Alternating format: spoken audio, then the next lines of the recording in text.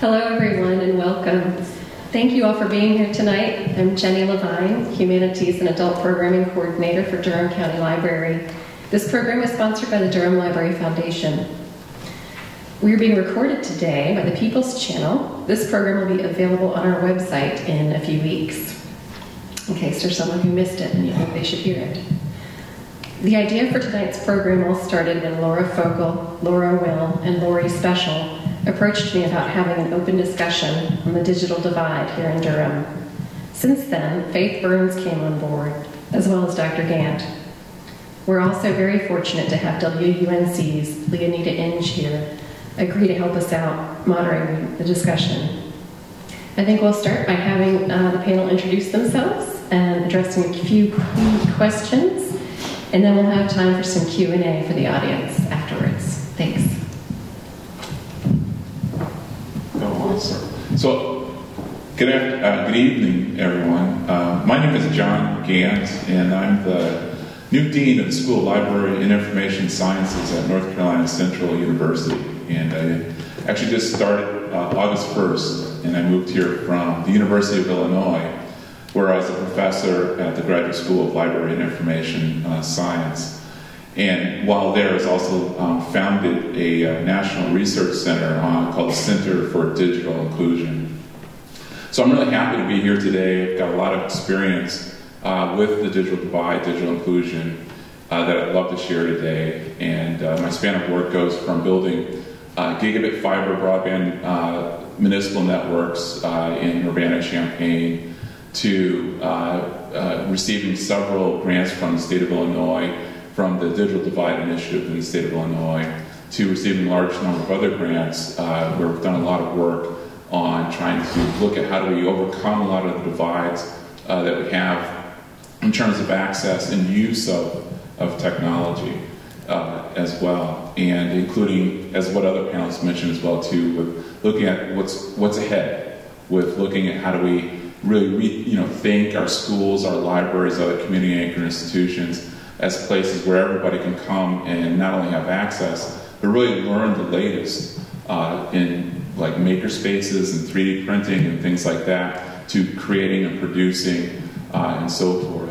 And then I also have a lot of expertise in the area of digital government, and that's another area where we see a lot of change happening, really opening access more to digital data and making that available for the public to use as well. So this is a topic I love talking about, and it's really a pleasure to be here with the other panelists as well too, so thank you. So my name is Laura Fogel, and thank you all for being here. My perspective on the digital divide, I'm an educational technologist, so I spend my days dreaming of ways for educators to use technology to help kids learn.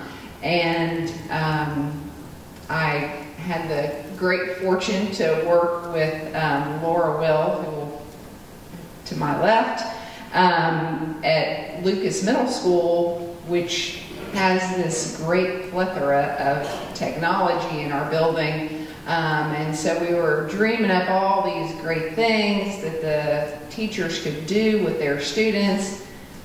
And then we realized that there were some of our kids who went home and couldn't go to the teacher's website and couldn't check their grades on PowerSchool.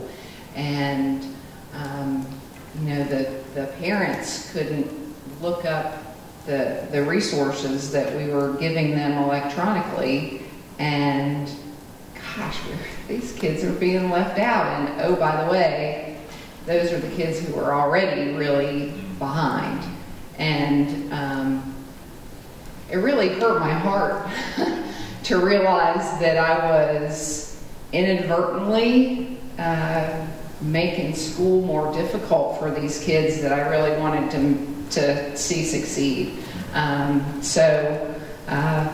My partner here and I worked on a program, and I'll let her talk about that program, and that's what brings me here today. I'm the other half of Team Laura. I'm Laura Will. We worked together at Lucas, and we first started with one student. And the project that we started was eventually named after that student, or his middle initial anyway. And we called it Project Z. Also kind of goes along with the Generation Z, which is our digital generation of learners that we're teaching. So we started out with one student, and we said, oh, we're going to rock your world. We're going to get you a computer. And so we worked with the Cramden Institute and got him a computer. We're all feeling pretty satisfied with ourselves about that. And he comes to school the next day, and we're like, how's your computer? And he's like, well, it doesn't do anything. we don't have internet. And we were not, comfortable leaving it at that. So we started investigating options, and we'll tell you about our trials and tribulations and successes, I'm sure, in the conversation this evening. But what started with one student, we built on for 2 consecutive years after that, and it grew every year, and we ended up with a project that impacted up to 30 students at one time at its largest, and we were able to provide them with internet hotspots and Chromebooks at home and tracked their success through the year, and we'd like to share some of the results of that experiment with you this evening. Good evening, everyone. My name is Faith Burns. I am the interim manager at the main library downtown here in Durham. I am the former teen librarian, and I would say that I am a teen librarian at heart. I graduated from UNC's library school in 2015, and so I've spent the last year really working with teenagers. I've been trained to work with underserved teenagers to really take in kind of how do we help them with that last mile and provide access. So one of the initiatives that I've worked on at the library is I have an LSTA grant, which is a large grant from the state library, which we're very happy that we have, and it's called the Teen Tech Learning Lab, where science and imagination collide. And what that grant has allowed me to do is to start what's called a Maker Lab. And so you'll probably hear me and hear that term several times tonight. And so what that is, it's an innovative space for people of all ages to come in and to learn to not only have access to technologies like as 3D printing, robotics, we do coding, Arduino coding, Scratch coding, so to have access to different types of coding and technology platforms, but to also learn how to use them. Because one of the things that I've noticed, and I'm sure you've noticed it well working with students, is that we have some students who have access to internet at home and they know how to use the computer and they know how to use Word documents. But then we have a lot of students at the library who don't know how to do that. The only way they know how to use technology or to interface with technology is on their smartphone, and what they do is they use Facebook or Snapchat or something like that. And so one of my main passions is to allow them to become creators, not just consumers. And so that's what we've been doing in the Maker Lab, and I'm sure I'll talk more about it later. Well, thank you very much. As you can see, there's a lot of knowledge up here. And, we talk about the digital divide, it's very simple. It's almost like the haves and the have-nots. Those who have computers and access to the internet and those who don't. And sadly, it's not just, an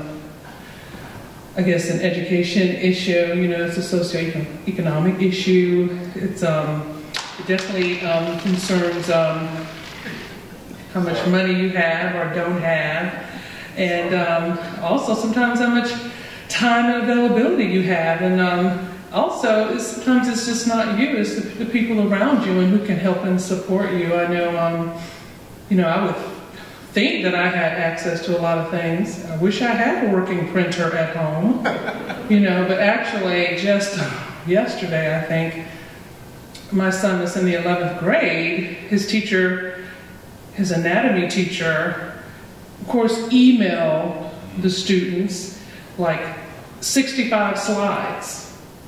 65 slides. And when I looked at the slides, I didn't understand one. So I can't help him with his homework. The only thing I can do, he was like, Mom, how do we print this out? Can we print this out? So I had to tiptoe back up to my office. You can tell WNC if you like. But, I said, I have to go to work and print this out. And then I wasted paper because I tried to squeeze 3 slides to a page, and then you couldn't read the muscles and everything that was on there. And I was like, what are people doing? How are their kids studying? I can barely get my kid, prepared to study. And it's very scary. And I know the two Laura's, you spoke about how it really, I guess, hurts your heart when it really boils down to knowing how many people in our area alone, in this very Research Triangle Park innovative region, actually don't have that type of access. So I don't know, I wonder, have you, does Durham Public Schools actually have a head count? Do they have an idea of how many of their students actually, don't have, say, internet at home? I'd say the short answer to that is no. There is a part of a report that we do at the end of every school year that the state is starting to try to gather that information. So they ask media technology people to report what percentage of your students have internet at home. And it's kind of a broad category, like 0 to 25, 26 to 50%. But I think what we found when we were having conversations with media tech people around Durham County is they didn't have data to back up their guess for that. So we found that the numbers are kind of squishy depending on what exactly you ask. But it was, I would say, like 20% of our kids didn't have internet. And just to add to that, the reason that's such a squishy question is that there could also be limited access.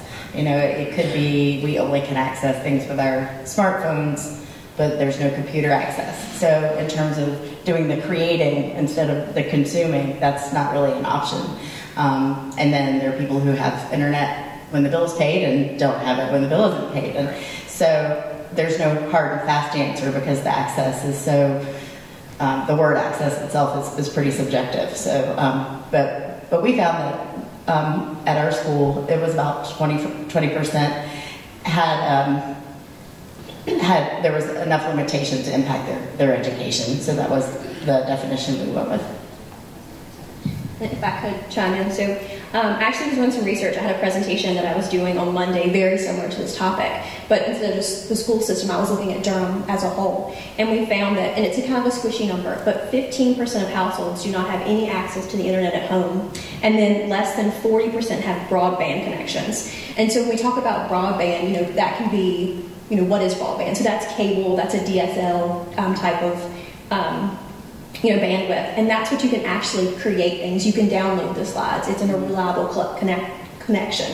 And so when you think about that 15%, you think, okay, well, 85%, they have access. But like Laura said, it's what type of access do they have? We have a lot of people who come to the library. At the end of the day, when the library closes, our public access with the computers goes off, but our wireless never turns off. So at any time I can come to the library and I'll see people with their mobile devices and they're as close to the door as they can because they may have a mobile phone that has access with their data plan, but if they don't have data or if the bill's not paid, then they don't have access. So they're at the library and they've got their phone as close as they can to access that wireless. Well, and then that's, I know you're talking about all of Durham City, Durham County. Durham County. And not just children, but I wonder, right now, you're getting ready for a big renovation, and I know there's some changes and updates, technological changes to the smaller branch libraries that seem to be a big hit. I mean, I guess they're more than just a big hit. They're like needed. And I guess maybe some of the feedback you got from that, because I mean, people are there all day long, either looking for work or just browsing, but they're there. Yeah, so actually 27% of all of our computer users at the library have either applied for, looked for, or secured a job. And we actually had using the public internet computers. And I had a gentleman come to us the other day, and he was so gracious because we had helped him through the process, and that was the only way that he could access the internet. And one of the things, going to what you said with the renovation, that we're going to be doing is expanding that bandwidth at the other libraries so we can have more people who are connected to the wireless, because that's definitely an issue. Mr. Kent, I wanted to ask you, so you're training and grooming professionals to be able to just like walk in and take care of this and actually have an open mind and just to help with this access. What is your department doing? Well, a number of different things, but I also want to back up and put this into context nationally as well, too. It's so very important. Because, think about Durham and where we are. It is such a very rich and vibrant place with all the tech firms, RTP, and so forth. And it's so interesting to see the divides, and we see the divides happening in schools and libraries and so forth. But this is actually a common picture that we're seeing across the country. One of the things that I worked on recently, as I served as the research director for evaluating the United States Broadband Technology Opportunity Program. So there were a number of, this is a large-scale program that was initially launched back in 2009, where local communities could apply and receive money through the Department of Commerce to implement and build new broadband networks or public computing centers or provide more digital literacy training. And in the evaluation work, we traveled around the country to look at this, and with my interest is particularly looking at community anchored institutions, schools, and libraries. It's really interesting to see how the picture is very similar. For example, Austin, Texas, another rich, high-tech center in our country, and again, very large divides, very similar to here as well. And you see, libraries is becoming the critical place because of the free access that you can get there. But there are other constraints like limitations on times on computers and things like that. Transportation is always an issue. And the funny thing is, just as your son's probably doing this anatomy homework, and I know with my own children when they do stuff, they just don't need access to the internet to do the homework because they're going to ask you questions, right? And so how many times have you turned around and said, I'll get that. Why don't you go get something to drink, right? And meanwhile, you're getting on Google real quick, and okay, I got the answer. Yeah, I just had to think about it. But that happens in the library, too. So, the people of all walks of life are coming to the library, and think about it. When we go through, helping our kids at school, or we've got a health issue in our family, we've got an employment issue, our needs for information skyrocket. And the library is a natural place to come. The classroom, the school is a natural place to come. So it puts pressure on the library not only to provide access, but it also puts pressure on the great folks that work there to also wear multiple hats, and then they're the teacher, they're the advisor, they're the financial counselor, they're the nurse, whatever the needs are of the person that comes, they've got to be able to respond to that. And that's what's great about our libraries as a place to do that. And so what that means in terms of the educational side is that we're really rethinking our schools of library and information science all across the country. They're evolving to what we call schools of information, because information doesn't know a boundary. And so we're training folks so that not only do they learn how to do the really fun stuff, like I saw the makerspace at the library a couple of weeks ago, and it's just a great fun place to go. And it's training folks to come out and how to teach and others to do it. And it's also training the library leaders and school leaders and school board leaders and city council members and mayors and so forth, our civic leaders, about how do we need to think about this in terms of building capacity, to make sure we've got the right attitude about making investments in computers or into more internet access or more training and things like that. And sometimes there's a fight over those kinds of issues. So we're trying to cover the gamut in what we're training our students to be able to do so they can go out and help however they can. Definitely. And one thing that comes up over and over again is money. Yes. And I know public schools are hurting all across the country, doing what they can to bring in dollars. So in a way, communities seem to have to lean on libraries more than ever, like for everything. Like I've seen some recent surveys and people literally rely on the library to teach them everything. I mean, updates in technology, how to research data, how to read. I mean, and they want you to teach them how to read. They want classes for little ones. They definitely want classes for English as a second language. They want the library to do everything, pretty much some things that you think the school system can do and is doing, but they need the libraries there to really bring it on home. So, I mean, Faith, I mean, that's a lot of pressure, don't you think? It is. Yeah. It is a lot of pressure. But I will say that one of the things that I've seen working in the libraries here in Durham is that the staff, I would say our library schools are doing a lot to equip our staff, and going in as a librarian, you know, there are certain things you're not going to learn in library school, and how you're being trained to serve the public and what the public needs. And so while there's a lot of pressure, librarians are pretty awesome and they can rise to the challenge, just speaking as a bunch of librarians. But really it is a lot of pressure, and one of the challenges that we have in the library is to how can we best help people kind of sift the information that they need? How can they get that health information? And how can we let them be aware of what we have to offer them? And I'm not sure, it's an ongoing and evolving challenge, and it's something that we work continuously to try to meet the needs of. Well, before we start taking a few questions, I wanted to ask you, what is Project Z? You were talking about that. Well, it started with our one student, and the next year we applied for it and received a grant from NC TIES, which is North Carolina Technology and Education Society, and they gave us a grant that got us started. We were able to provide 7 Chromebooks and hotspots to 7 students for the last semester of that year.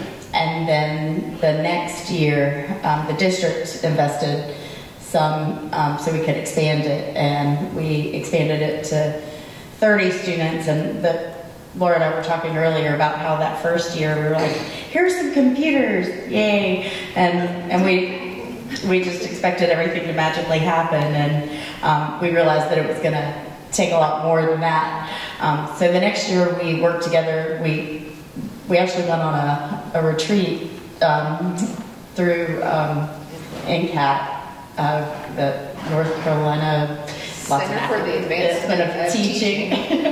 And they gave us office space and time for 2 days to work uninterrupted, and we figured out how we were going to measure it, how we were going to organize it. We did the year's worth of planning and programming for it, and we were able to embed the program in our after-school schools after school program. So the students would stay after school, and then we could work with them for an hour and teach them how to use the computer and show them what resources they could access, had them do goal setting. We had them create using different applications on the computer, and they also got a snack, they got transportation home. So we discovered very quickly that just giving them the equipment was not going to do the trick. Unfortunately, as budgets do get tighter, that funding has been cut for this year. Laura's position was cut for this year. And so I would like to advocate that you all go out and fight for your public schools because we lost a tremendous asset when we lost that funding. So to piggyback on the conversation about funding, when I was talking to our IT department about funding, and really the program was costing us almost $30 a month per student. So it's like buying internet at your house. So it was a very costly program. So I think one of the things that we need to think about are other ways to try to provide those resources for families and students in a more cost-effective way. The FCC did decide last year, or maybe it was earlier in 2016, to allocate funding for low-income families to be able to use that money to buy internet access. And there are some internet providers that are now providing low-cost access programs. Some of the concerns I've heard about those programs, and maybe you can chime in on this too, is that some of them are limited speed and limited data. and so that we all feel good that they have internet now, but it's really limited internet and it can't do the things that we expect it to be able to do with that access. And so I think we as a community really need to have a community solution for these families. Yeah, to add on that, Laura's exactly right. You know, this Generation Z is such an important thing to do in schools to really provide, you know, our students access to affordable computers and things like that. The challenge that we have is the funding piece, as the other Laura is pointing out. And one of the major problems we've had is improving the funding formula that comes from Washington, D.C. to help fund access in schools and in libraries. It's called the E-rate program. So there's been a modernization of the program to catch up with the way that technology is changing and in our demand for its use. And, you know, I'm sure Laura, you know, both Lauras can speak to just the significant shift in the classroom where more and more material is coming in a digital format. And you know, you think about for high school students on an anatomy thing, but now you're thinking about in second, third grade, where the books are coming as e-books and things like that. Part of it is the pressure to drive down the cost, but at the same time we're doing that, we have to really be smart about trying to understand what's the new demands in our schools. So there are a number of national initiatives with national companies like Comcast has a program, Google's got a program, and others. And the challenge is make sure the programs don't cap use. You know, when a young mind begins to start doing homework, discover, and so forth, you just consume a lot, and you don't want somebody to say stop. You know, you're running out of bandwidth, or you're running out of the amount of stuff you can download in the month. And then the worst thing is to tell a parent there's a cap, because then all of a sudden you start watching, make sure folks aren't sucking up too much bandwidth. There's a value statement here too. One of the values is that we feel that I've heard people say that they worry that once people get access to the internet, they're going to be doing a lot of watching Netflix, YouTube, and things like that. And yes, that's true. Folks will do that. But it's also interesting that our content in our classroom comes through the same channels. So how do you differentiate Netflix or let's say YouTube for fun versus YouTube for school and so forth? And so the last thing we want to do as a community is to get into the values game. We want, instead of looking at at broadband and internet access as a scarcity, look at it in terms of set policies in terms of its abundance as well. And that shift in mindset within the community can really help how we think about it, and maybe be more innovative in the types of programs that we put in place to give people access as well too. Yeah, one thing that same 11th grader told me is that he can help pay for a new printer and pay for internet because he and his friends decided to go on YouTube and have people pay them to watch them play games. Because they figured out that other people were making money. He says one of his classmates said, I made $500. Because, they know how to get the camera on them while they play games and other people watch and participate. So they've figured out all sorts of ways to use the internet if they have it, and also to share. Like, I hope my son shares that packet of pages that I printed out with someone else, in his classroom. One thing I wanted to mention, because he is in Washington, Roberto Vargas, who's supposed to be here today, he's not back yet with the Durham Housing Authority, but Elbert Dorsey is here. And if you have any questions, because Housing Authority, sometimes I'm thinking, oh man, it's like a competition now. Like all of a sudden they realize that someone needs to provide internet and computers in public housing. And I know they, in Orange County, they've had some rollouts, but I'm not sure Ms. Dorsey can tell us a little bit about what's happening here. while he's coming up, I can mention it as well too. It's also part of the part of the follow-up after the BTOP program that I mentioned. That mic right, please. Yeah, as the BTOP program is that now there's through executive authority that public housing now can set up broadband access throughout public housing, and we're not talking just get copper. We're talking high quality with fiber. That we get it everywhere else as well too. So and I know that Durham Public Housing has been very active in trying to get that implemented. Yes, again, I'd like to apologize for Roberto not being here. He called and indicated that he would probably wouldn't make it coming back from Washington, D.C.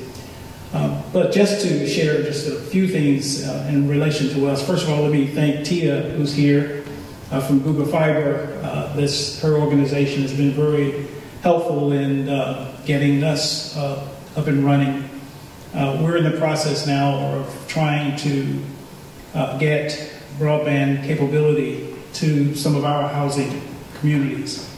And of course, working with the library on a few other projects that we have, we ran into the same problem, thinking that computers were the answer. And we found out very quickly that no, it's the broadband capability that's required. In the meantime, we were trying to find ways to give that service to some of our communities, but of course it takes a while because of the capability being placed into the city. As you know, in certain segments of the city, they have capabilities through either through AT&T or some of the other companies that are moving into the area, along with Google and a few others. But hopefully we were able to be given a small box that we're using to be able to pick up some of the internet capability. The biggest thing that we're running into is that some of the similar problems. Our concerns are the same as yours. We have parents who, first of all, do not have any knowledge of computers. So that hurts the child being able to utilize the parent to give them some type of help on their homework. I don't feel bad because I'm in the same boat. My grandson will ask me a question and I'll say, well, we'll talk about it in a few minutes. And by that time I can go find out what's really going on. But in our case, we're just trying to start with one community as we can. And if we can get one community up and running where we have some success stories, that's going to mean a lot to us. And then the word will finally get out to other communities, and then we'll have parents that are saying, I want this. And I applaud the library because they started out in one of our larger communities helping get computers out even before we started the program with Google, and with Tia and her team. So it's been working good for us. The key to it all is that we got to continue. We got to find a way to reduce this cost. And I'm trying to keep our parents from making the decision, do they pay a bill, do they buy food, or do they pay for internet capability?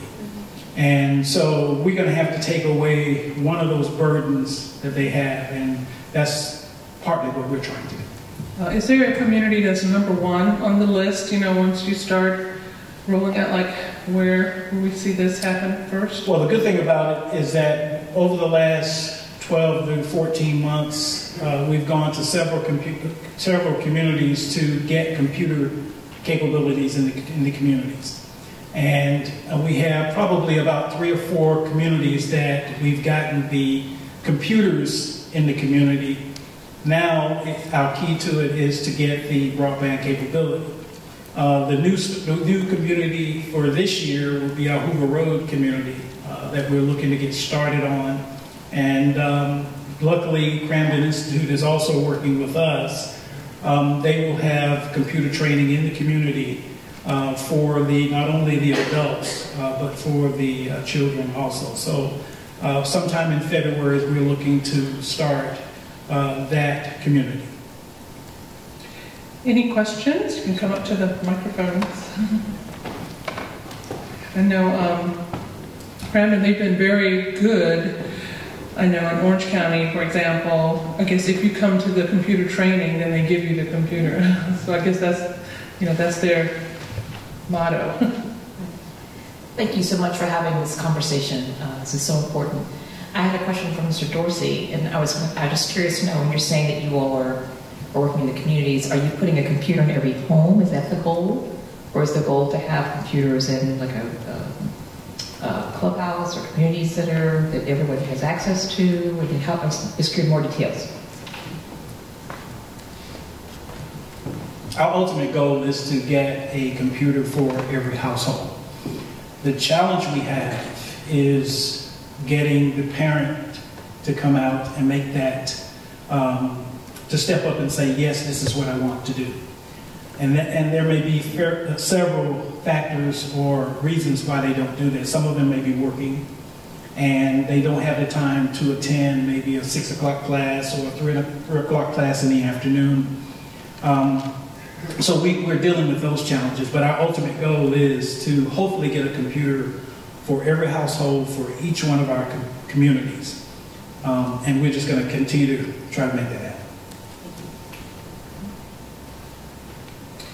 Any more comments? Hello, Pat Murray from Durham Skywriter, TV Skywriter. I have a question. Some years ago, this is really on, isn't it? Some years ago, I remember writing about, it must have been a grant program. The contact was NCCU, and there was this wonderful thing that just dissipated. They put dozens of computers in about 14 different computer labs in the community. The whole idea was to get computers into the community, and they're going to use Duke and NCCU students to man these labs. It was a wonderful idea. They set up the computers. I don't know if they rotted away, floated away, I don't know what happened. But it was a fabulous program. I'm wondering if that can be revived now. And then I have a second question, but I'll wait for the answer to the first one first. So that program was before my time. I just started in August, but so I'll actually look and try and find that answer. And it's an important question to me as well. Prior to coming here, when I was living in a professor at the University of Illinois at my research center, this is one of the things that we did in Champaign, Urbana, and then all throughout the state of Illinois, is that we really worked hard to try and achieve some of these goals. How do we, come up with strategies for how best to implement it in public housing or low-income housing and so forth. And we also have developed a really good, robust model for using our students to provide this kind of training throughout the city. And so we received these Digital Divide grants. We trained in about 18 months, about 20,000 people, in an area of about 130,000 people. We trained about 20,000 people, to, enhance their digital literacy skills. To address this, this other challenge too, and students are great to work with, but there's a set of, but just a student who's good with computers is not necessarily the best teacher. There's a certain approach that is necessary to really be effective at the digital literacy, piece of this. And so having the university as partners is really good for doing that. In terms of the adult literacy piece, and parents getting involved, we have a program also where we work closely with the schools, and we were targeting the children, but we targeted the parents to come in and do the training side by side with their children. And it worked out very effective. We gave them computers to take home, Wi-Fi hotspots to take home. We built a gigabit broadband network. I was the director for building this broadband network, similar to like what Google Fiber has done. And we provided low cost access to that. It was $20 a month, for high-speed broadband access fastest in the country. So those things, as a community strategy, you need to do all those things working together to really make a large impact. And I think our community here is very rich because we've got a large number of students, which can really help us to expand the reach as well too. And that's one of the things that our school, my school, Library of Information Sciences, will continue to do because we're actually developing some grants right now to be able to work and do that locally here as well. Okay, and just to explain this a little bit more, these computer labs did have a family focus. Yeah. They're going to have the parents to learn how to look for work and how to get training in those basic programs like Word and whatever those basic programs are. And it was a wonderful idea. There's a couple, there's some really good models, and maybe folks mentioned some too, but again, well, in California, for example, the community college system had a program where they would give computers and broadband access to the college students who were going to community colleges. And the only catch was that you also had to go through additional training to learn how to teach 8 other people on how to use the computer. It's a nice model. You can do it with young people, because then all of a sudden they take ownership over that computer, and they're helping in new ways. You look at our young people are truly our information intermediaries for our families, especially where English is as a second language as well too. So building programs like you're suggesting that have that family focus can be very powerful and make a big impact. Okay, and then I don't want to take over this whole thing, but my second question real quick. You know how if you're in CCB Plaza, downtown Durham, and also if you're near Hargraves or wherever in Chapel Hill, there's this free Wi-Fi, and I'm wondering, is that easy or relatively easy to set up in places like Cornwallis and the Dual Terrace and the one on Deer Street? Well, that makes me think, because there are some small towns in North Carolina like that's, as they try to get ahead, move ahead, be technologically friendly, that they want the whole town to be Wi-Fi free, and I guess Durham is not there, but I wonder how difficult. We don't have anyone here from the city of Durham, or from the obviously we're doing it with CCB. Oh, we do? Yeah. But I wonder, is that, because I think even Rocky Mount, for example. I mean, there are places where they want whole parks and plazas where, where Wi-Fi is free and people are welcome to come at any time. So, thank you. Appreciate it. Yes, thank you. Thank you. I'm Steve Schul. I'm a member of the Durham City Council. Thank you all so much for being here, for doing this, and for librarians and teachers. You can't really beat that. So, thank you all for doing that. I was actually going to ask something about that, Lanita, because in terms of there are 2 policies that I see that I think really hold us back, and one is that there are small towns in North Carolina that do have municipal broadband. Wilson is the leading one. Yes, Wilson. But the legislature passed about a year and a half ago passed a law that says we are not allowed to have municipal broadband in North Carolina because the private providers did not want that kind of competition. It was fought off, actually. That went all the way to Washington, D.C. The FCC fought that one, didn't they? Yeah. So our state senator, Floyd McKissick, really was a champion of municipal broadband and tried to keep that, but our legislature. So I was wondering, one of my questions was going to be about any other policy ideas you all have related to ways that Durham could expand kind of, around that prohibition. And then the second thing that I've noticed is that we have Google Fiber and AT&T who are building out these extensive networks, but only in areas where they think it will be profitable for them. They do have the exceptions that the kind of the deal that they made, really pushed by the White House, includes the program that Mr. Dorsey talked about, in which people like him are doing such good work, and they made a deal that they would provide this to some of our housing communities, our public housing communities, which is a really good thing. But I just wondered, given these kind of macro realities, if you all had any thoughts about, from a policy standpoint, you all are rightly focused on individuals and how you're going to get your classroom, kids in your classroom and their parents. But I also think about this, any thoughts about this kind of big sort of political challenge that you have to offer? Well, I wish I had the answer to that question. I hope we can start moving our city that way in our county. I think Charlotte has done a lot to move their community that way. That have the public library in Charlotte is a big part of it.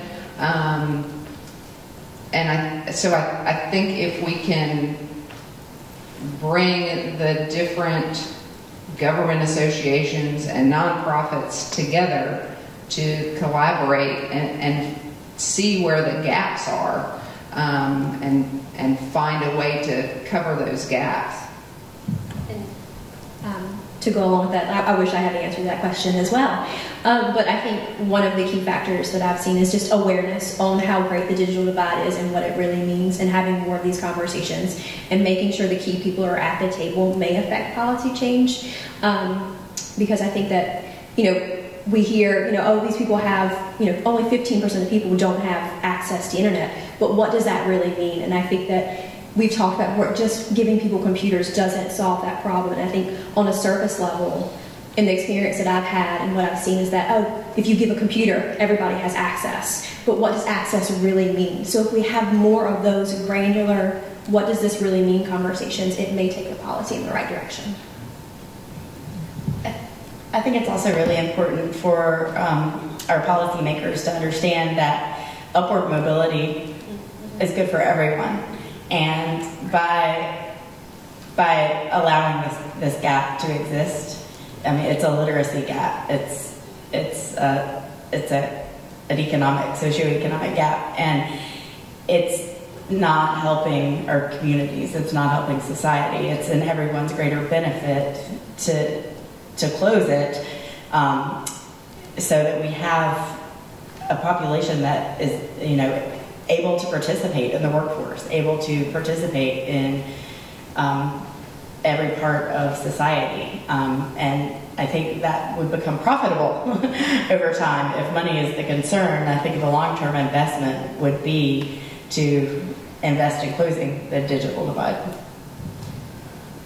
So I could talk for 3 hours on this topic. My background is in public policy and information systems, and I've been working in this space for over 10 years. And I was before coming here, the last thing I had to do was finish my term being a senior executive for developing a municipal broadband network in Urbana-Champaign called UCW, Urbana-Champaign Big Broadband. So we built a municipal gig fiber network, started with BTOP money, and then formed a public-private partnership to be able to do that. It's amazing to see the complexity of the public policy side of this. There's the whole market competition thing between a municipal government and the private sector owning and working in this space together. And the nuances are so important. One of the key things that I think is really effective for a community to think about is, what is their overall strategy or blueprint? Often when we think about access, or we think about digital divide, we focus a lot on the demand side. How do we get more computers out? How do we get access? How do we get training? But really it's a three-legged part. The first leg is the access piece, is building the network itself. And secondly is the access to our, the digital literacy training. And the third are, how do we begin to develop the next generation of applications to expand the use and so forth in ways that make a difference.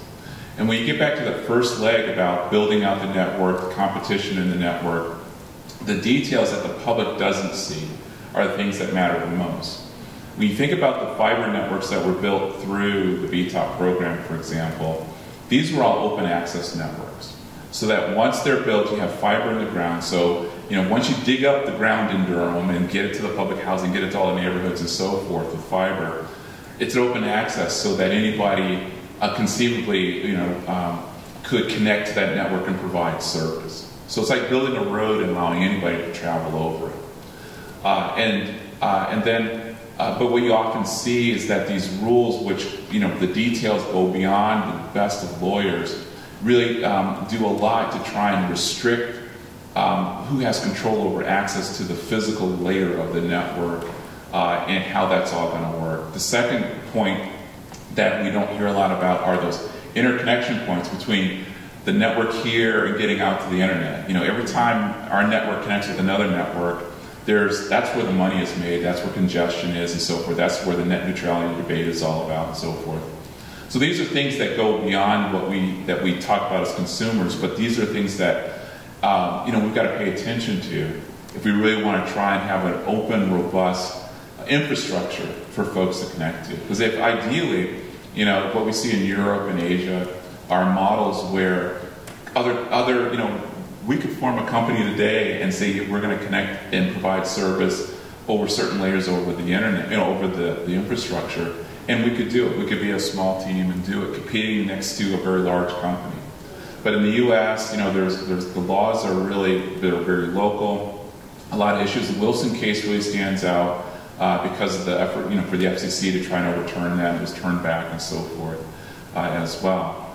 But the other thing so we have the case in Wilson.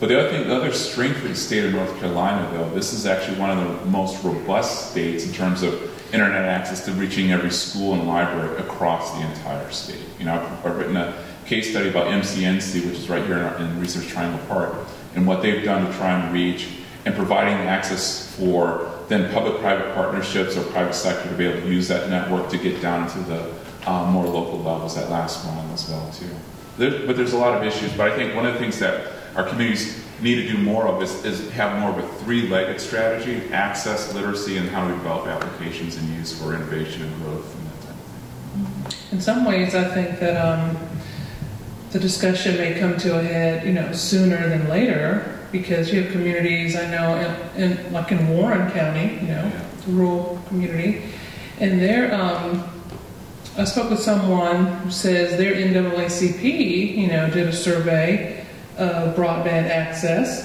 of residents there, and the problem that they see is that such a large percentage don't have access, but that the state is they're on track for like digital, school books. Right. And when it's not in the next year or two. I mean, it's coming up very soon. And so, if you still have communities, even around us, that don't have broadband, it seems that there's going to be some fights going on. Yeah, to that point, one of the other public policy issues, we talked about E-rate, the funding. And so you type this problem right here: more digital books in the classroom. Now all of a sudden, imagine this is the classroom. How do we make the changes? Well, you can get, let's say, fiber to the door of the school building, but remember, you got to wire it inside of the school building itself. And so sometimes that's 3, 4, 5 generations old. And it's like putting new wine in an old bottle sort of situation where you've got to say, how do I reconfigure the inside of the school to be able to do this?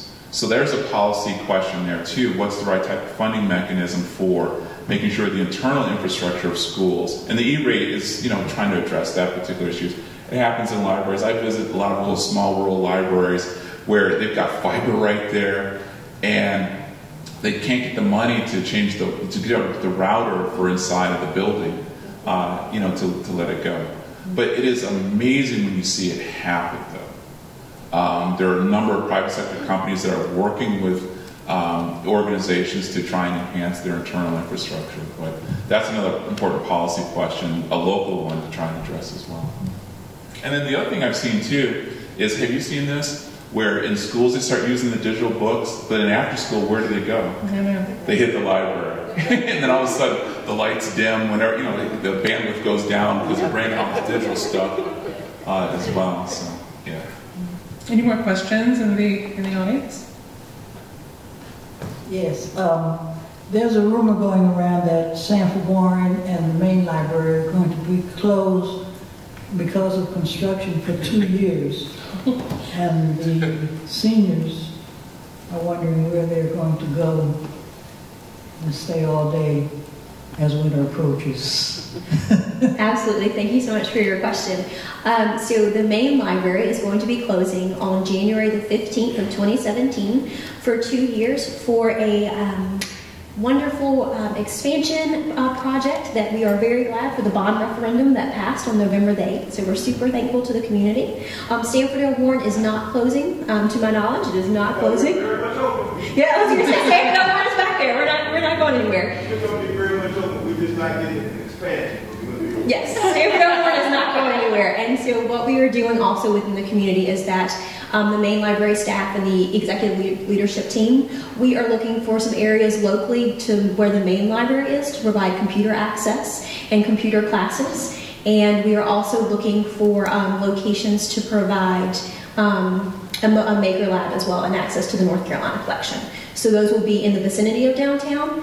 And so that way, well, Stanford L. Warren will be there and they will be open and they will be happy to have you there. We're also looking for some options right downtown.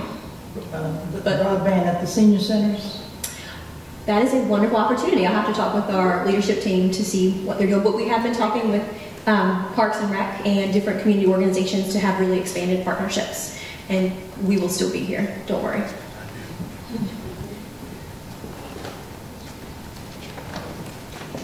Hi there. I'm Stacy Torrey, and I'm a student in the UNCG Master Library Information Studies program. It's good to see you again, Faith. I'm Ruby from Tucson. I have a question. You talked a lot about thinking ahead or thinking beyond getting the computers, getting the broadband. I was wondering if any of the programs that you work with or that you've worked on, know about, have dealt with the maintenance aspect of it, because that's one of the things that I run into personally and professionally. You get the computer, you get the broadband, and you have to make sure your software is updated. You have to make sure you have the right internet security on your computer. So have any of the programs dealt with any of those types of challenges, or has it gotten to that point yet? Well, what I can say from the library's perspective is what we are trying to do is we are trying to teach community members the skills that they need to have to know what type of security to be able to ongoing. But one of the challenges that I've seen is that, you know, with computers, when you have a computer, the upkeep takes money. So we have to find some type of solution where all your care for your computer is affordable. And that's something where it will be a larger conversation. Yeah, I think the person who was asking the question about the labs, and I know there was a time when Duke was donating computers and NCCU was donating computers, and I think part of the problem was that ongoing maintenance cost. You donate the computer this year, but then 3 years later, it doesn't work anymore because there's nobody there who's maintaining the hardware and the software. So, you know, Durham Public Schools has looked really hard at total cost of ownership in terms of the equipment that they're buying for schools, and are moving really pretty heavily toward Chromebooks because there's less maintenance cost with Chromebooks. The total cost of ownership is a little bit lower. So I think that's something that the school system is definitely aware of in terms of the equipment that we're buying, and trying to have a sustainable budget that will provide replacements for those computers when they need to be replaced, because that definitely has been an issue. You know, you raise a really great question too, because the part of the digital literacy is also understanding what do we do when these things become obsolete, how do we extend them further, what's the proper way of disposing, getting rid of once they've passed there as well. So part of, you know, I mentioned one of the grants we had was called the Illinois Gadget Garage that one of my colleagues, Martin Wolski, helped put together. It is this notion of demystifying technology. So part of it is the whole getting people to understand digital literacy through the full life cycle of this total cost of ownership, to the point of, on the other end of it, how do we breaking down the devices as well too. It's pretty wonderful what you can learn when you know how to take a computer apart, or an iPad or a phone apart, to understand how these things are put together, so that when you break your phone, you realize, wait a second, I'm not going to get ripped off for $150 on this, or I don't need that maintenance plan. Actually, I could do this with some household tools type of thing as well. And so it really helps to deepen our understanding of this technology that we're using. And so I think as another community strategy is to develop more resources to really help more people to be able to learn how to do that. It's a great entrepreneurial type of activity as well. And so more that we can do to really make that happen. And then also experiment where this could happen as well. So I think that could be very helpful. Any more questions out there or comments? I know, I don't want to get into too much, in the political arena, but I know our current White House pretty much says that, broadband is just not even a luxury anymore. It's a necessity. So if our lawmakers don't think that, and act upon, and it won't trickle down. I mean, no matter what we say here. And I don't know if your comment is political, but I wonder, if that's something in the future, that you're, worried about. One thing in Durham, they did pass a bond that, but all communities, don't pass bonds like Durham passes bonds. I remember since I moved here, Durham has not had a problem doing that. So I guess there's no worry up here, I guess, about the future and those types of dollars trickling down. Yeah, they're shaking their heads. Laura and I were talking earlier today, what happens to the Connect Home program? Is that still going to be funded in the future? I don't know what that's going to look like in E-rate. Yeah. So, I don't know. What is the answer to that? I don't know the answer to that. I'm going to take this question. I work in job development services. Right now I'm doing an assignment with the Department of Social Services. And I will say the majority of the people who come to me do not have internet access. If I had to make up a number, a soft, what do you call it, squishy number, I might say 75%. It's pretty significant. And I forward them to the library. The NC Works Career Center at Northgate Mall just closed. And so the majority of the people, given the population they are going to the main branch. So I'm concerned that January 15th, they don't have that access, and currently we don't have a plan. You say you're looking. What's the deadline or the target for having something in place and rolling it out and communicating it to people? Absolutely, that's a wonderful question. And so we do have a plan of providing computer access on Fridays, Saturdays, and Sundays. I'm not sure at Liberty, we're still finalizing, and I'll be honest, we're going to be finalizing up until the last minute. But we are actively concerned about the population, and they're our #1 priority, and we are going to have computer access. And with what our plan is with the computer access and location where we have that computer access, we're going to be able to write computer classes as well. So we'll be able to do resume training, job training. That's our plan to do that. And we're also looking to expand the capabilities, especially the wireless bandwidth, at all of our regionals and our ranges. Maybe that was a follow-up conversation I could have.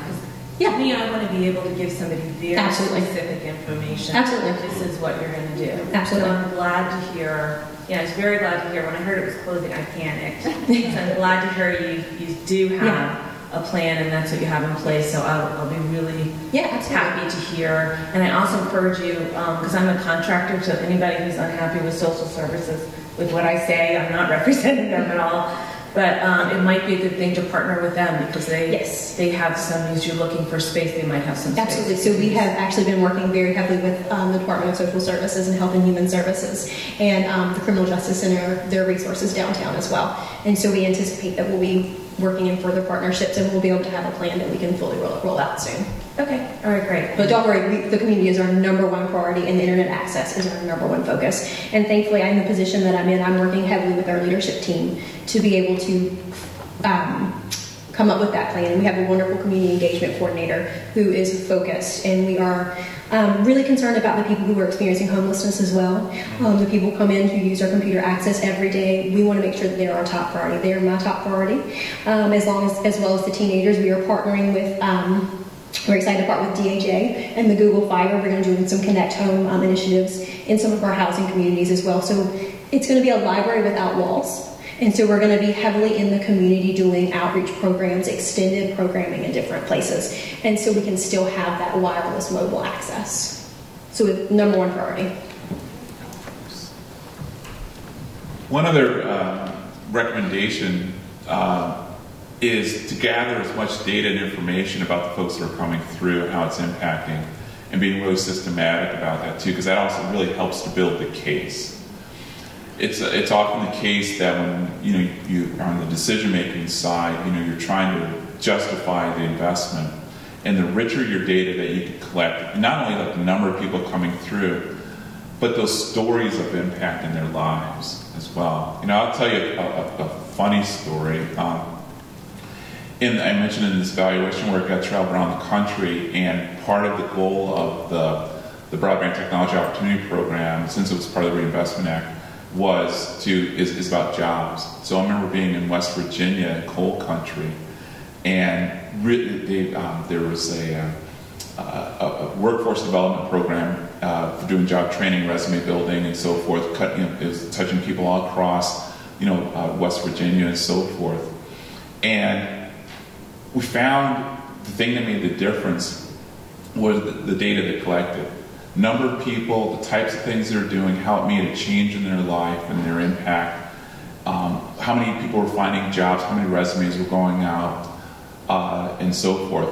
The homeless are a tough group to try and measure, but good metrics, about just use and coming back and reusing, things like that are good metrics. But in the midst of all this stuff, all these numbers and so forth, the real truth, the story that really makes a difference are those impacts. And I remember talking with this a contractor similar as you. She's doing all this job training, helping people with resumes and so forth. And this was her second time retiring. She'd been in the school district for I think 30 years, and she retired and did a second job, and then retired and came back to do this. And she said the thing that made her job was when somebody would come, they would learn how to use a computer, they'd get a resume, they'd send it out. She had some people that were using Skype to do interviews because they couldn't travel and so forth for some of the faraway interviews. And she said, I'm tired of you guys coming in here asking for numbers, right? Numbers don't matter. She goes, you know what matters to me? Hugs. Because she said when people would come back and they'd get the job, they're excited. And they would come and hug her.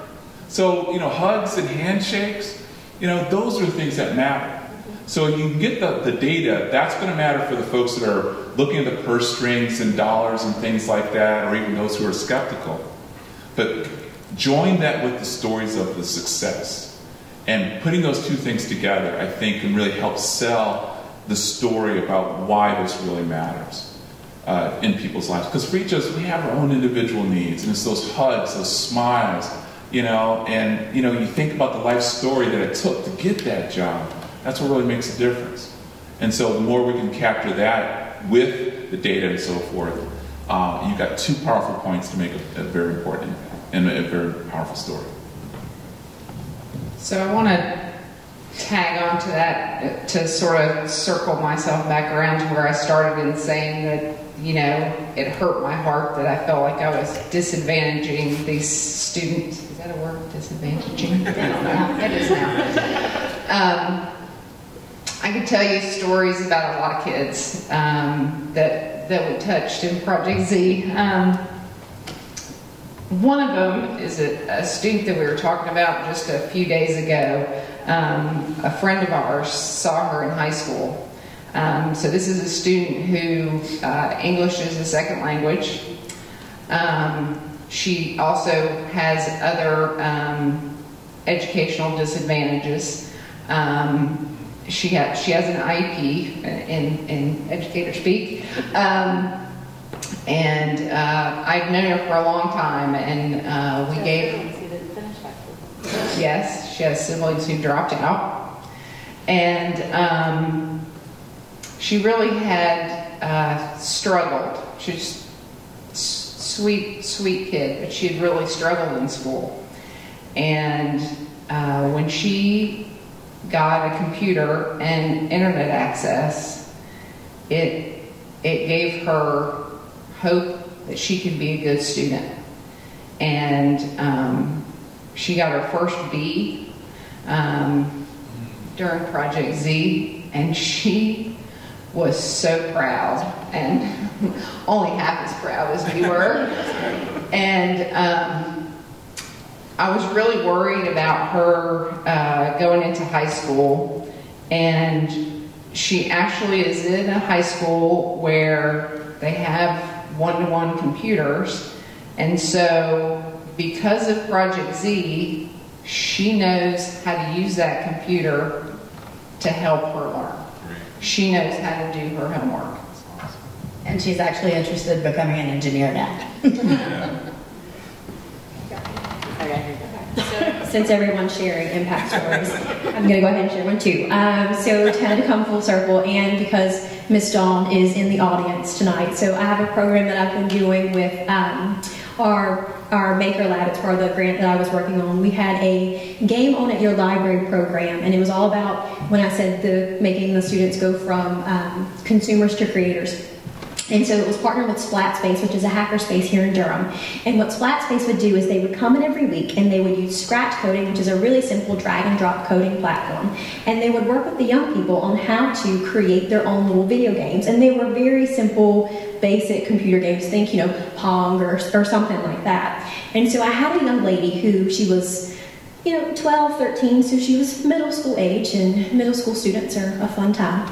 And so she would come in, and I had never gotten her to engage in the library before. She would never come, for anything other than just, to use the internet access on her phone, which is totally fine. But she would never talk to me, she would never engage. And so one day she went into the program to work with Miss Dawn, and she learned how to code her own video game. And so she wrote me a letter, and I actually have the letter, and I'd like to read it to you. She says, "I like when the game people come to teach us about programming and making video games, because that gives me a chance to learn about technology and get to experience things I couldn't do on a regular day basis. They make me think of being a technician and engineer when I get older, and that's why I like their program." So this young lady lives in one of the housing communities next to the library. She did not know that engineering was a career that was open to her. She didn't know what schooling she needed. But because of the program that Miss Dawn and her SplatSpace friends were a part of, we were able to make her go that extra last mile. She went from a consumer to a creator. So that's my story. Okay, so since we're telling stories, seniors, because I appreciate the question about seniors as well too, and that we have to. It's amazing this, when you see the programs and seniors come in and so forth, and so the more that we can do to really enhance that, the better things are. And I'm just amazed when I look at my mother and my mother-in-law and how much the computer has just totally transformed their lives. And because it's these funny things. My wife she sings, and they were talking about doing some training and so forth. And at the same time, that they're doing this, my mother-in-law is on the computer, on the phone, looking up all these different people and, all those kind of things. But it's amazing how, we can just become so much closer through technology in ways. I also think about in terms of people with that may, have various disabilities and so forth.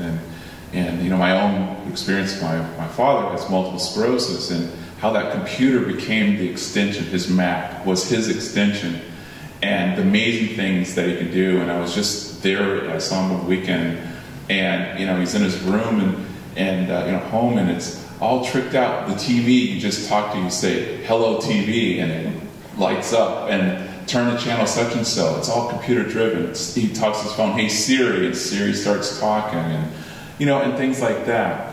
And so that's also part of this democratizing that we've got to do to make sure that across our community that people are really learning and getting access to be able to do these kinds of things, because it's amazing what you can do. The computer can really step in and fill these gaps for us in ways that we can't even imagine as well. Yeah, I wonder if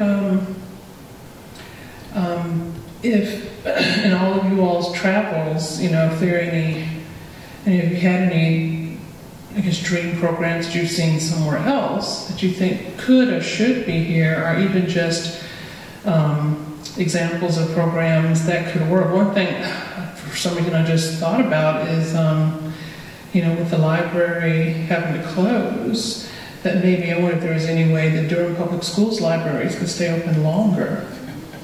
I mean, I know there's a time, my kids have told me, we have to get out at 4 o'clock, and then where they're going. They're usually going downtown, catching the bus, or are going home to do nothing maybe. But I don't know if we've thought about that. So that's on my to-do list. As we make lists and suggestions, and I wonder if you all had a few things, but we have a question right here. Sorry about this. I'm taking notes, and I have a question.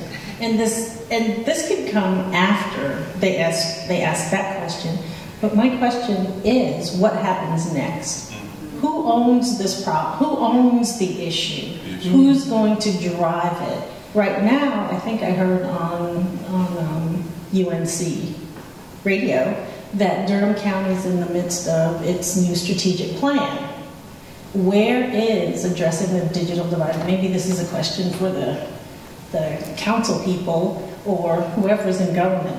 Where is this in the strategic plan? Where is the creation of the definition? Where is the task force to deal with this? You know, what's going to happen next? So two really great questions, and I'll take a first stab and just pass it along. Good examples, good ideas, especially when we're seeing an important resource closed for a couple of years. The new space that's going to be developed is going to be so well tuned for this as well. It's pretty awesome to see the plans.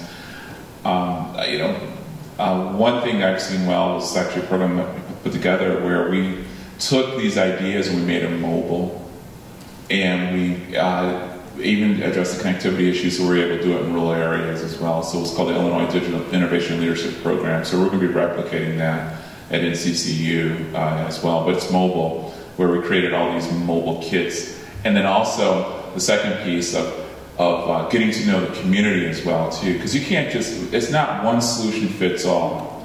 And so you also need to build capacity for the folks who are going to deliver to really understand their community, their audience they're trying to reach, and do it in flexible ways. So we have a model for doing a lot of training to really help to be able to do that and train people to how to do that as well.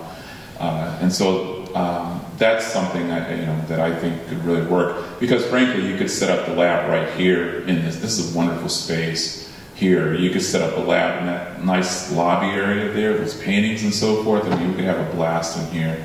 And so we've got to reach all across the state, all across the city, all across in our neighborhoods. So having sort of a flexible design to it is a great way to have that library without walls sort of concept to be able to do that, but also build capacity so the folks who are providing the training know how to read and understand the community so it really fits their particular needs. I had this great example where we went to with this project, we went to the state fair, and we were working with the University of Illinois Extension, and we placed in a room with antique tractors. And here comes this old farmer guy with this really old tractor. Like, what's this 3D printer thing? What can you do with it? Mm-hmm. And so one of the student team members grabbed his camera. He had this broken part that he's been looking all over for. He's going to try and forge it himself. Took a picture of it, rendered it, threw it through the 3D printer, and 45 minutes later, here's this gear. That's the flexibility of the technology we're talking about. So if we can come up with robust ways. And so what's really interesting with your comment, it's not the technology, it's not the skills of people, the training, or the willingness for people to learn. It's ourselves with rules in our institutions that may prevent the library from working with the school and saying, hey, we're going to move our stuff there, we'll do after-school programs, because the funding comes from different streams, and I've seen those types of frustrations happen, and it is crazy, to see. So it's interesting that you mentioned the mobile implementation, because I thought about the school district in California that has Wi-Fi routers on their school buses, and they drive the buses out to the rural communities and leave them there overnight so the kids can connect. So I mean, I love that out-of-the-box thinking there, and I think one of the models that's working in our community that we need to continue to leverage is Cramden. I mean, they do amazing work, and we need to make sure that we partner with them and continue to take advantage of the resources that they make available to people all across North Carolina. Dorsey, did you have a question? I just wanted to also share a few things and then give some thank yous. And first of all, a lot of folks don't realize is that we've been fortunate to not only have an infrastructure at the Durham County Library that is willing to work in our communities, but we don't thank them enough, and I want to thank you for that. I also want to thank North Carolina Central University. We have at least 20 interns in our communities every semester for their community service. And the professor gave me a new idea, so I'm going to kind of look for some of his students for the near future. But the majority of the ones that we've had have been either in social work or IT or in criminal justice. Yeah. And we've been very, very fortunate to have that. I also like to thank, again, Google Fiber for the things that they're doing for us. One of the things I wanted to share is that we talked about literacy. The classes that Cramden put on is two-part. It's for computer literacy and for literacy training, and basically helping folks with trying to find a job. The good thing about it is the very first class, which was made up of seniors, the very first class of about 27 people were made up of seniors. And before the class was over, one of those seniors who still said he wanted to work found a job. So we have some success stories, but I want you all to also understand is that there are some great things going on in public housing. We have some great programs, we have great partners, and we have we intend to make this a success story for us. We're not going to get discouraged. We know some of these political things may change some of the dynamics, but we stay motivated because you all are motivated, and we do appreciate that. So I just wanted to put that out in the public to let you all know that we really, really appreciate the help that you all give us. Thank you. Thank you. You have a comment? Thank you. I'm sorry to speak twice, but when you mentioned Cramden, I wanted to tell what I think is a good story about it, which is I coached soccer at Brogden Middle School for a long time, and I had a soccer player named Ned. Ned was not a good soccer player, but he was a great computer geek. And his father was named Mark. And Ned and Mark decided they were going to try to take old computers and build them and give them to a couple of the other kids at Brogden who didn't have them. They did a couple, they did 5, they did 10. And then they decided they would form a little nonprofit, and they took their names, Ned and Mark, and they put them backwards, and they called it Cramden. And now I think they've given away, 30,000 rebuilt computers or something. So when you mentioned that, I just wanted to say, I think it can start small and with a few people doing something amazing. And I think this question about who owns this problem is really important. I don't think anybody owns it right now.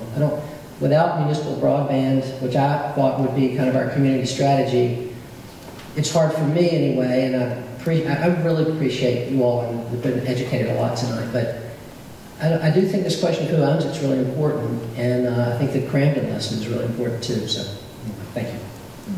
Thank you. Did you have a comment? Yeah, I was going to say, I think who owns it question is a great question as well too.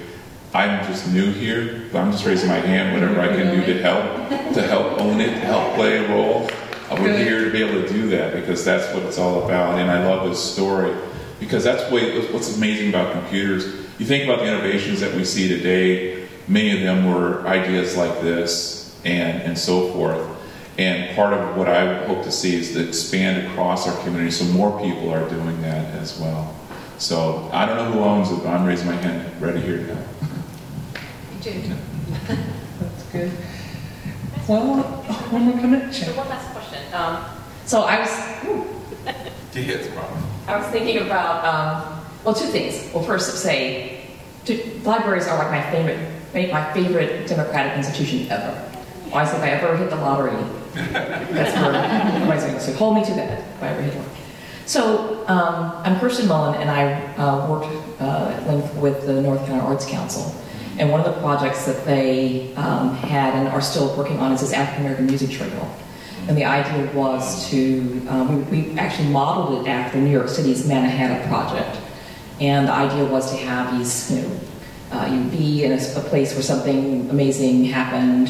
This is where Maceo Parker and his brothers and cousins, had their first band. And you could open your phone and you would see, posters from their high school dance or what have you. And so one of the plans was to have in several cities across the state these sort of platform computer tables that were all interactive, right? One was going to be in Goldsboro, one was going to be in Kinston, one was going to be in Wilson. And the idea was that they would be, just out in the middle of the public. They'd be sheltered, but that anyone could come and see, Lena Binge, playing her guitar, But the difficulty that we had was the DOT, Department of Transportation, who was a partner, wanted a physical guidebook, not something digital. So this is something I think to kind of be thinking about. We're still really divided about which direction. Can we do both? How do you do both? There is a physical African American Music Trail guide, but none of these kiosks exist anywhere in the state. So that's one story. When I was 4 in my household, when you were 4 years old, you got your library card. I was so excited, to be part of the family. And I know in Greensboro, when you're born, you get a library card, right? It has the baby's name on it. I think they actually send the parents like 3 cardboard books. And so I was wondering, we don't think in terms of people, yes, it's true, more and more we're using libraries in a different way, but I don't think the public necessarily is thinking that this is a badge for them, right? So I don't know, I'm not advocating for a second library card, but in some ways, how can we get the public to be thinking about books right? And this is your passport to both, right? But it's something that happens at birth and it continues. So it's sort of something to think about. Yeah, because if you can't read a book, you can't read what's on the computer. Exactly. I mean, that's where it starts. So. Thank you. I know if our panelists have any last comments. I know it's time to wrap up our wonderful conversation. Did we leave anything out? As an educator, though, what is all this going to do to carpal tunnel and vision? So the question was, the question is a great question. As an educator, she was asking, what will this do to us physically? Carpal tunnel, vision, posture, attention span. We can go down the list, right? Being able to sleep well at night, to talk about that. Yeah, the radioactivity as well. We just got a whole list of things, right? Do you guys have something to respond? Or? One thing. Yeah.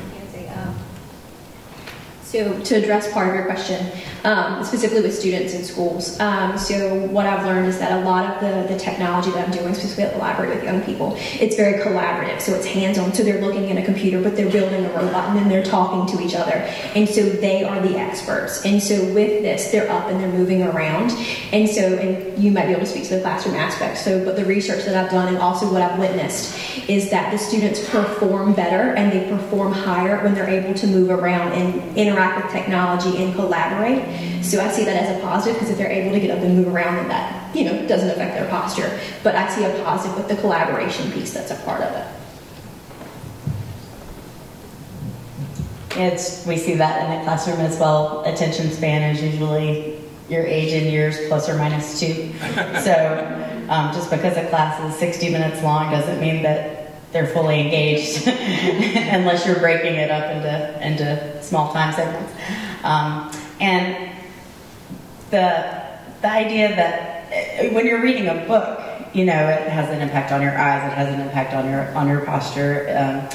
I think that what we're going to see is workspaces becoming designed around the usage of computers. We were talking before we even started having a stand-up desk.